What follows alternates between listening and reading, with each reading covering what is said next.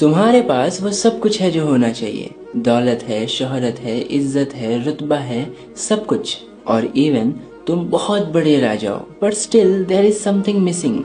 तुम्हारे मन में अभी भी वो पीस नहीं है, वो शांति नहीं है, वो फ्रीडम नहीं है जो होना चाहिए। तुम्हें अभी भी लगता है कि कहीं ना कहीं कुछ तो छूट रहा है। इतने सारे ऐशो आराम के बावजूद there is still something missing. और ये सेम सिचुएशन में राजा जनक अपने आप को पाते हैं।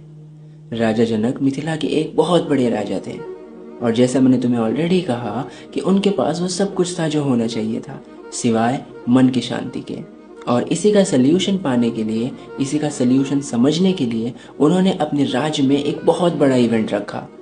उस इवेंट में बड़े बड़े स्कॉलर्स, मिनिस्टर्स, वेदों के ज्ञानी सब थे, और सबका सिर्फ एक मोटिव था, राजा के प्रॉब्लम का सल्यूशन ढूंढना, राजा के क्वेश्चंस का जवाब देना।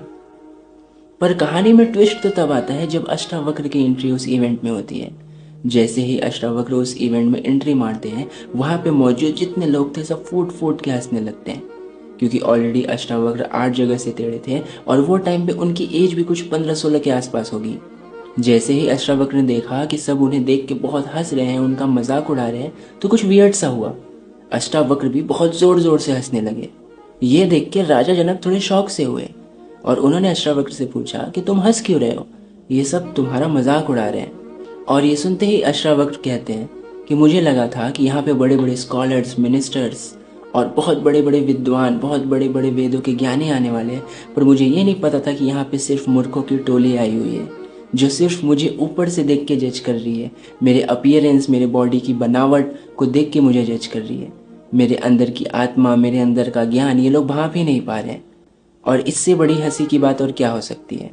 और ये सुनते ही पूरा हॉल साइलेंट हो जाता है, और राजा जनक को भी ये सुनते ही कहीं ना कहीं ये रियलाइज हो जाता है कि जिसे वो इतने टाइम से ढूंढ रहे हैं वो और कोई नहीं बल्कि अष्टावक्र है।